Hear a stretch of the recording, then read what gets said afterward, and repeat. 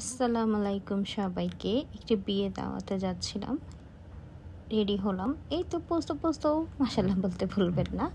চলে এলাম বিয়ে বাড়িতে। সব বিয়ে বাড়িতে ইয়ামি খাওয়া থাকে। এগুলো অনেক ইয়ামি ছিল এবং সব আইটেমই কমন ছিল যা থাকে বিয়ে বাড়িতে। সাধারণত chicken roast, beef rezala, beef কানা ভুনা, এরপরে আপনার যা থাকে আর কি। সবাই সবার মতো বিয়ে বাড়িতে ব্যস্ত। কেউ ছবি তুলছে, কেউ খাচ্ছে, কেউ গল্প করছে, সবাই মতো ব্যস্তই আছে।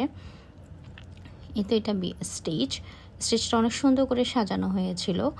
বরকনের বেশি ক্লোজ ছবি নিতে পারেনি, কারণ ওখানে সবাই ছবি তোলা নিয়ে ব্যস্ত ছিল। এ তো কিছু ক্লিপস দিচ্ছি। আমরা মেয়েরা সবাই সারারা পড়েছিলাম সেদিন। অনেক কষ্টে তাকে পেলাম একটা ছবি তোলার জন্য।